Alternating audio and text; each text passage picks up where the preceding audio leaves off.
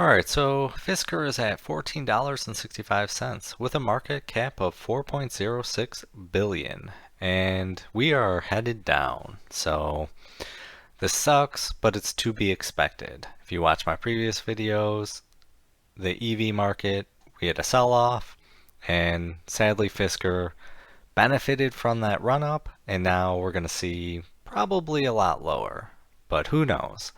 So there's a news article out. Pretty much the person who wrote this, Mark R. Hake, I don't know if I'm saying that correctly, but he pretty much says Fisker stock is on track to double over the next year or so.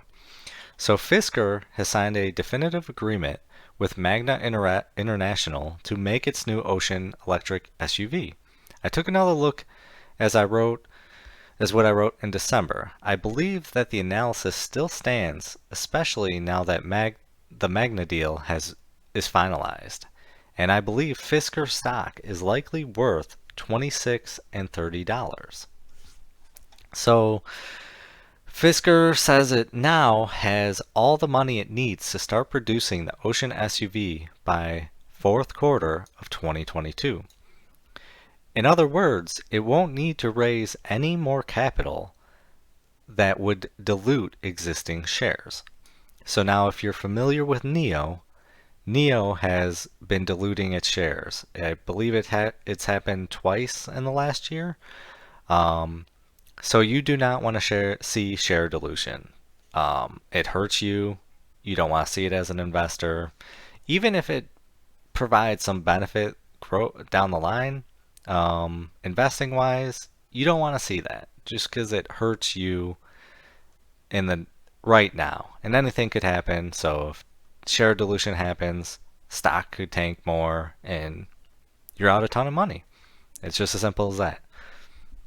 So, with the proceeds of the warrant sales that I covered in my December 15th article, shareholders will be diluted once all the holders exercise their warrants to buy shares. I estimate the extra capital raised will dilute shares by about 9% or so. The company received $1 billion from the merger, and now it will have an additional $261 million. That $1.26 billion acts to lower its enterprise value and valuation as I see below. So it pretty much says that Fisker's market capitalization is now 4.52 billion at a price of 15.40 cents. And obviously we're down to 14.65. So this was written a few days ago. After deducting 1.26 billion in cash, including the exercise of warrants, the enterprise value is 3.26 billion. And I thoroughly agree with how he's going. I think he is correct that Fisker does have enough money to start producing. Sadly, they're gonna probably sell for a loss until they start producing a massive amounts of vehicle, and eventually then they can earn enough money or raise enough money to create their own manufacturing. And when they create their own manufacturing, they'll lower the costs, and that's how they get to a profit. I think we're seeing that with NIO right now, and Fisker is going to follow the same path. To say that it will be $26 to $30 double, I could see that happening. So right now, in my opinion, the two you want to watch are Tesla and NIO. Those will indicate where the EV market is going.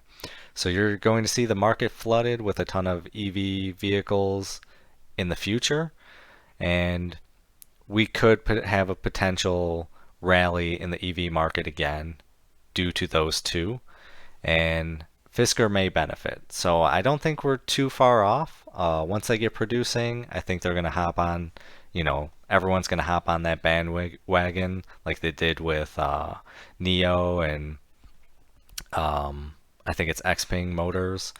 So you're going to see this quite a bit. But I'm curious to know if this is something that you think that Fisker will double their price or not. So, hey, comment down below if you want. I definitely want to see your opinions.